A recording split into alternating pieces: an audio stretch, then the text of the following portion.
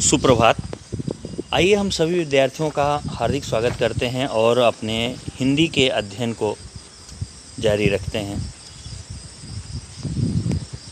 Class 10th के विद्यार्थियों, हम लोग अपने अध्ययन से पूर्व माँ सरस्वती जी को प्रणाम करके उनका आशीर्वाद प्राप्त करें और आगे एक अध्याय है नेताजी का चश्मा। स्वयं प्रकाश जी ने लिखा हुआ है।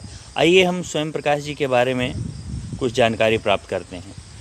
इनका जन्म 1947 में इंदौर, जो कि मध्य प्रदेश में हुआ, जो इंदौर मध्य प्रदेश में है, वहीं पे इनका जन्म हुआ। मैकेनिकल इंजीनियरिंग की पढ़ाई करके एक औद्योगिक प्रतिष्ठान में नौकरी करने वाले स्वयं प्रकाश का बचपन और नौकरी का बड़ा हिस्सा यानी नौकरी का समय राजस्थान में बीता। फिलहाल स्वैच्छिक सेवानिवृत्ति के बाद वे भोपाल में रहते हैं और वसुधा पत्रिका के संपादन से जुड़े हुए हैं। स्वैच्छिक सेवानिवृत्ति का मतलब होता है व्यक्ति रिटायर उस समय न हो जब उनकी उम्र हो जाए, बल्कि वे उस समय अपने आप को नौकरी से मुक्त कर लिए जब उनका मन मस्तिष्क नौकरी करने के बजाय साहित्यिक सेवा की तरफ जुड़ गया। 8वें दशक में, यानी 10-10 साल का जो टुकड़ा होता है वो एक दशक कहलाता है। 8वां दशक जब चल रहा था उस समय में उभरे, यानी ये विख्यात हुए, प्रसिद्ध हुए स्वयं प्रकाश आज समकालीन कहानी के महत्वपूर्ण हस्ताक्षर हैं। यानी वर्तमान जो कहानी है उसके एक महत्वपूर्ण पद को सुशोभित करने वाले में से हैं। उनके 13 कहानी संग्रह प्रकाशित हो चुके हैं।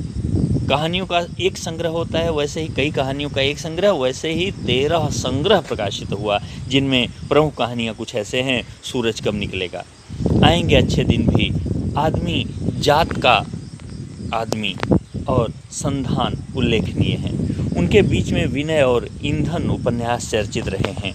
उनके पहल सम्मान बनमाली पुरस्कार, राजस्थान साहित्य अकादमी पुरस्कार आदि पुरस्कारों से पुरस्कृत किया जा चुका है। उन्हें पहल सम्मान बनमाली पुरस्कार, राजस्थान साहित्य अकादमी पुरस्कार आदि पुरस्कारों से पुरस्कृत किया जा चुका है। ये हैं आपके स्वयं प्रकाश जी।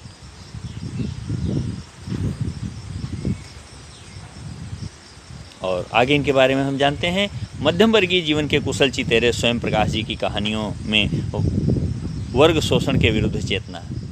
देखिए, उच्च वर्गीय जो बहुत ज़्यादा उत्तम सुविधाओं से युक्त जीवन जीते हैं वो उच्च वर्गीय हैं। मध्यम वर्गीय वे हैं जो एकदम गरीब तो नहीं है लेकिन अपने कार्य को जैसे तैसे चला लेते हैं, वो मध्यम वर्गीय हैं। कुछ खेती है, कुछ व्यवसाय है, उसी में जीवन चल रहा है। ना तो बहुत धनी हो पा रहे हैं, ना तो ऐसे हैं कि वो मजदूरी ही करने जाएं। ऐसे लोग मध्यम वर्गीय कहलाते हैं। ऐसे लोगों के जीवन के दुख दर्द को इन्होंने चित्रकारी की है, उनकी व्याख्या की है। उनके जो शोषणकर्ता लोग हैं उनका विरोध करने की चेतना इन्होंने दिखाई। तो हमारे सामाजिक जीवन में जाति, संप्रदाय और लिंग के आधार पर हो रहे भेदभाव के खिलाफ प्रतिकार का स्वर भी इनकी कहानियों में दिखाई देता है। यानी इसका विरोध इन्होंने मुखर विरोध किया, बड़ा प्रभावी विरोध किया।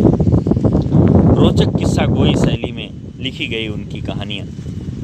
रोचक किस्सा गोई शैली यानी कहानी की शैली में, रोचक कहानी की शैली में। कहानियाँ 2 तरह की होती हैं, एक केवल ज्ञानवर्धक कहानी होती है, एक रोचक ज्ञानवर्धक कहानी होती है। जो कहानी रोचक भी होगी, ज्ञानवर्धक भी होगी, उसको पढ़ते समय आपके चेहरे पे मुस्कुराहट भी आएगी और उससे कुछ जानकारियाँ भी मिलेंगी। तो ऐसी कहानियों के लिखने के ढंग में इन्होंने अपनी कहानियाँ लिखी। उनकी कहानियाँ हिंदी की वाचिक परंपरा को समृद्ध करती हैं। यानी इनकी कहानियों से वार्तालाप की जानकारी मिलती है। एक दूसरे से वार्तालाप करने का जो ढंग है, तर्क सहित अपनी बात रखने का जो तरीका है, इस सारे जानकारियों से भरी हुई इनकी कहानियाँ हैं। आइए इनके बारे में थोड़ा सा और जानते हैं। चारों ओर सीमाओं से घिरे भूभाग का नाम ही देश नहीं होता।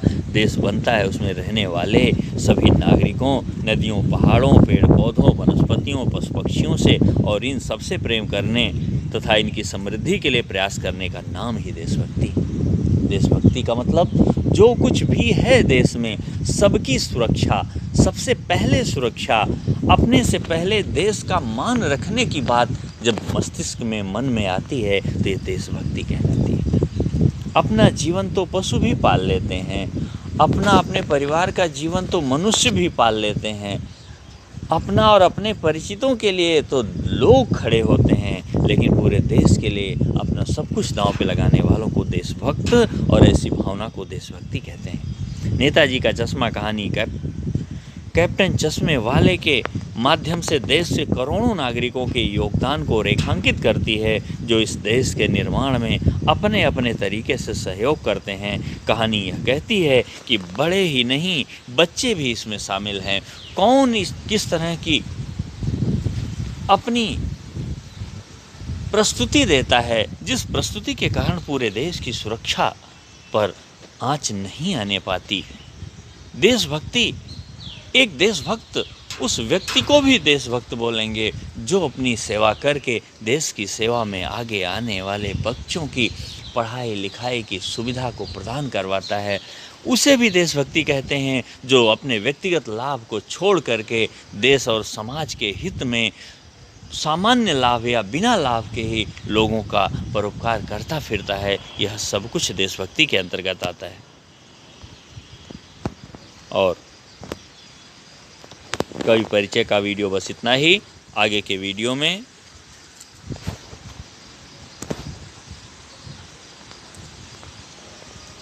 हम इस अध्याय की कहानी की व्याख्या करेंगे, जो आपको अगले वीडियो में प्राप्त होगा। बहुत बहुत धन्यवाद।